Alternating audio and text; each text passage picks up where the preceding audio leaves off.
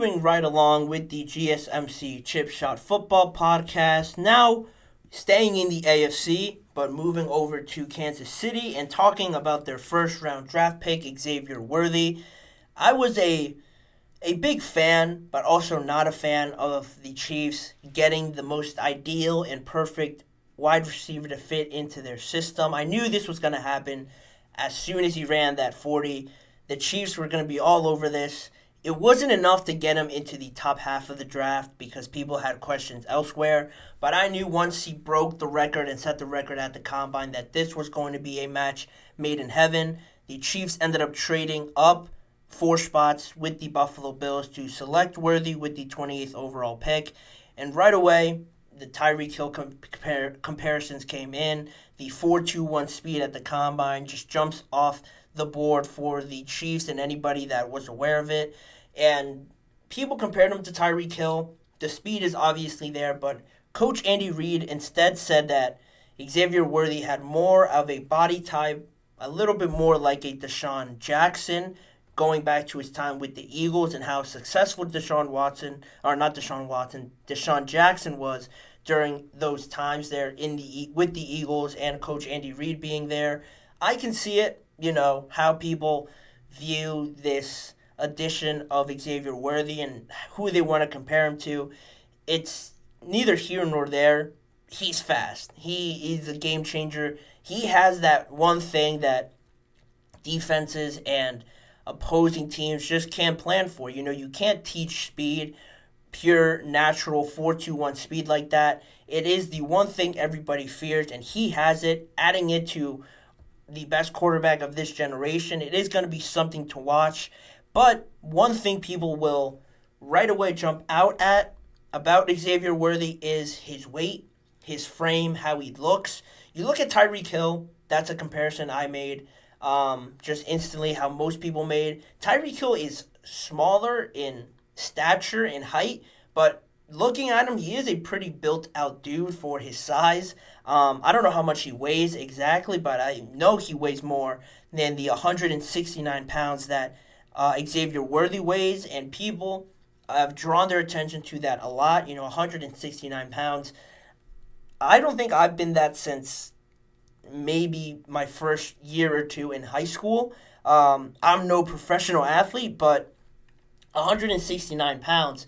You look at other receivers in the league that are maybe a little bit smaller, but they aren't that light, and people will draw their questions to that, how he'll take hits, how he'll deal with injuries potentially down the line. But it is something that Worthy has really embraced, that comparison with DeSean Jackson. And I mentioned that because also, ironically enough, DeSean Jackson also came in around that same weight. And Xavier Worthy doesn't seem too bothered about it. That whole weight thing has been put into question. How watching DeSean Jackson has actually helped Xavier Worthy kind of embrace these concerns, not really pay too much attention to them. They asked him about these weight concerns during rookie minicamp this past weekend for the Kansas City Chiefs, and Xavier Worthy pretty much said, "I don't think I took big hits. I delivered them. I feel like it's not going to be a problem. I feel like just understanding your strengths and weaknesses, I feel like that's the big thing in the league. Like I said, D-Jack came in the league at 169 pounds and understood his strengths. That was according to Jordan Foote of Sports Illustrated. Basically, Xavier Worthy not paying too much attention to it. And the biggest thing I took away from that quote that I had written down from Xavier Worthy is that idea of strength and weaknesses, and how really just playing into those can help you avoid these injuries, these sort of problems that follow along with lighter guys in the NFL, lower weight guys in the NFL. I thought it was great that he brought it up because I thought that is one of the biggest reasons why this match made so much sense to me with the Chiefs and how they play on their offense and how unpredictable, unscripted, and just how free-flowing it is, how unexpected it is for opposing defenses. To play to Xavier Worthy's strengths, you're not going to have him out there run blocking on his own and trying to set the edge. That makes no sense for Xavier Worthy. You're not going to try and put 20 pounds on him either. To play to his strengths, I think he fits in right away because there's a lot of pre-snap motion on this Kansas City Chiefs offense. There's a lot of just fugazi. That's a word I'll throw out there. Fugazi with this Chiefs team that you might see one thing, you might see a similar formation, but it could be a completely different play with how skillful Patrick Mahomes is. You look at Travis Kelce as well there to draw some attention to him there.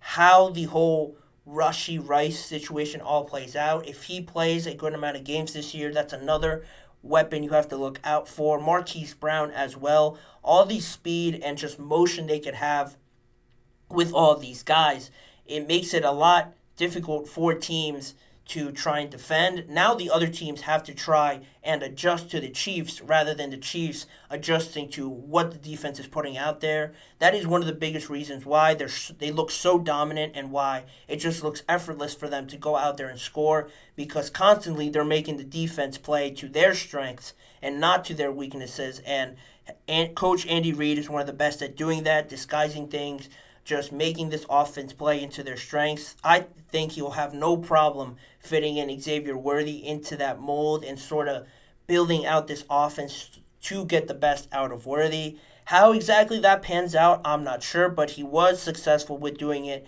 with DeSean Jackson.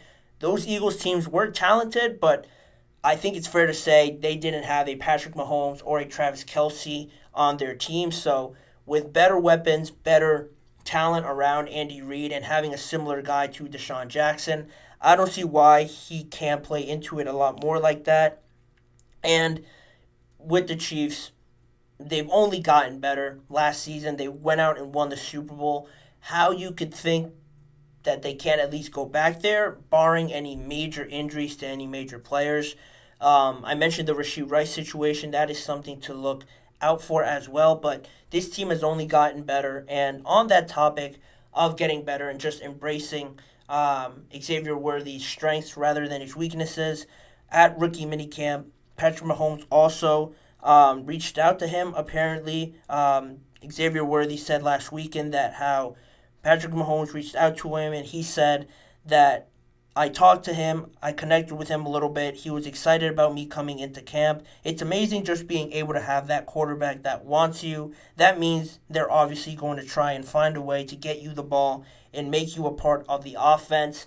Just more ammo filling into this point I'm trying to make about Patrick Mahomes sees what he can do in this offense. Trying to fit him in won't be any problem. If Patrick Mahomes is already reaching out to him, it's not like they don't see how he can fit in. Patrick Mahomes is excited to have him on. Andy Reid, I won't doubt Andy Reid on anything offensive-wise. So how this all fits in, it seems like everybody's excited about it. I'm excited to see how this all plays out with Xavier Worthy and that speed. Seeing it on Sundays is going to be a lot different than seeing it at the Combine or in practice. Chiefs fans should be excited. They are on the verge. Well, I won't say on the verge, but they are closer than a lot of teams have been to making history, trying to go back to back to back in Super Bowls. They're on the right path to it, but a lot more of this story has to be unfolded here with the rest of the offseason and heading into the NFL season. We'll wait on that story and put a pin on it, but we will go into the last break of the show now. And on the other side, we will address finally what Austin Rivers said about bringing some NBA players over to the NFL and how that is more likely and more beneficial than 30 NFL players going over and having success in the NBA.